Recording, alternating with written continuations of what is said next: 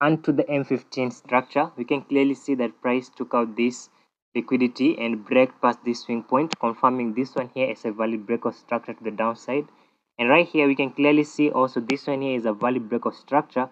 Even though no liquidity was taken out right here, this retracement was deep enough to be seen as a valid break of structure. Right here, you can clearly see its retracement is past the 50% of this trading range. So this qualifies the range as valid, and this one here is a valid break of structure too.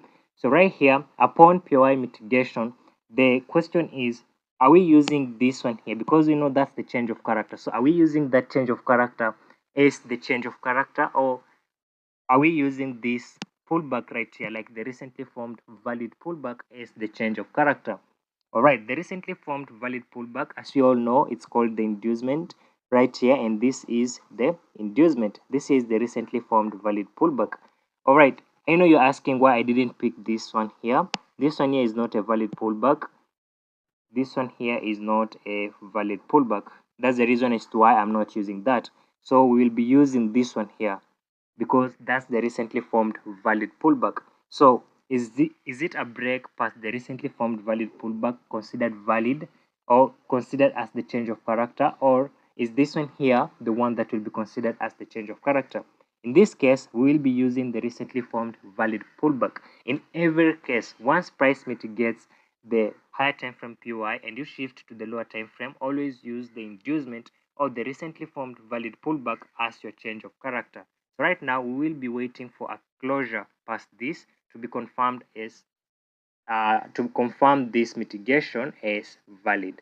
Right. So right now I am waiting for this break past this right here. You can clearly see this one here is not a valid pullback. That's the reason is why I picked this one here.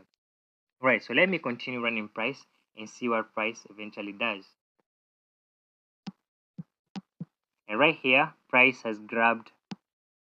All right, price has braked, and right here, price has braked past this change of character, and you can clearly see it didn't break this major change of character. In fact, it mitigated this extreme PY on the range right here. You can clearly see it mitigated that extreme PY in the range. But however, since we have mitigated a high time frame PY, in fact, the most probability one, because this is the extreme PY, obviously we will not be considering the lower time frame structure. The lower time frame structure will be overweighed by the higher time frame structure. Price has got momentum to be going bullish.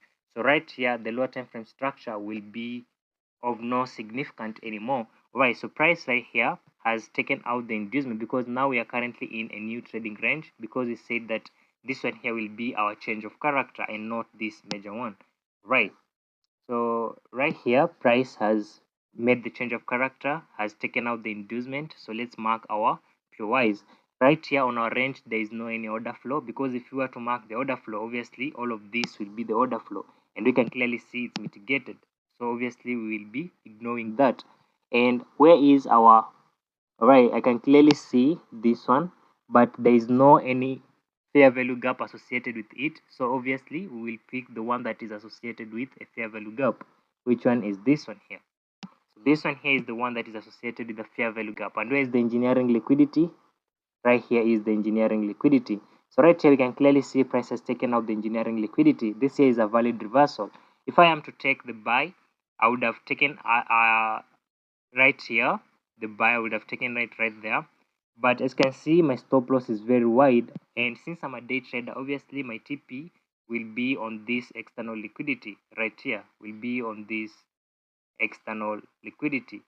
So if I am to take this trade with my stop loss at the external liquidity, then I mean with my take profit at the external liquidity, then you can clearly see the risk to reward will not be making any sense. This is a 1:1. I don't do that. So actually I will not take this trade, and obviously I'll be now waiting for this uh, extreme pull, the extreme PY to be mitigated, because now this will give me a reasonable risk to reward. As you can clearly see, as I am targeting this one here, this is a 1:2, and a 1:2 is a good risk to reward. So this here, as a day trader, I'll be targeting right here so that I make sure my trade closes by the end of the day.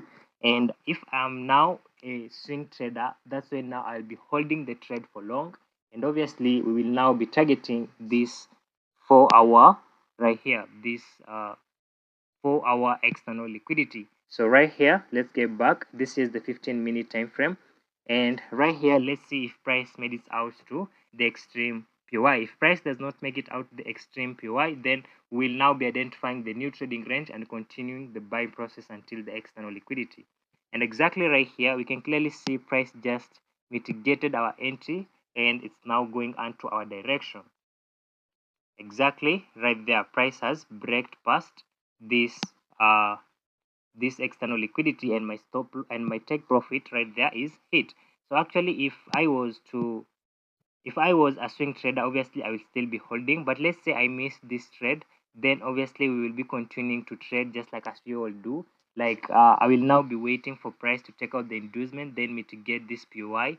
Yeah, like something like that. Take out the inducement, mitigate the PY, and continue again, buy again, and then continuing the buying process. Let me remove this. I was just keeping it here so that you can know the time frame. All right. So then we'll be continuing with the buying process until the 4 hour external liquidity right here.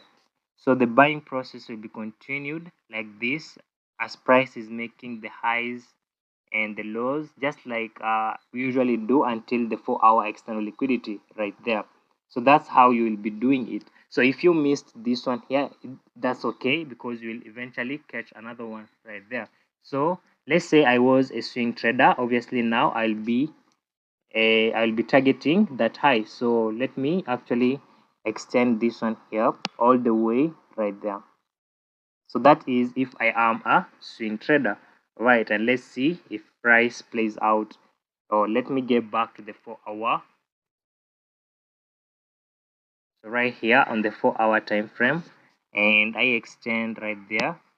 Now this is for the swing trader, and then let me continue marking price. Right here, as you can see, a re-entry. That's a re-entry, and price is heading towards the external liquidity. So let's see. Exactly right there, and price made it out to the external liquidity, and that's how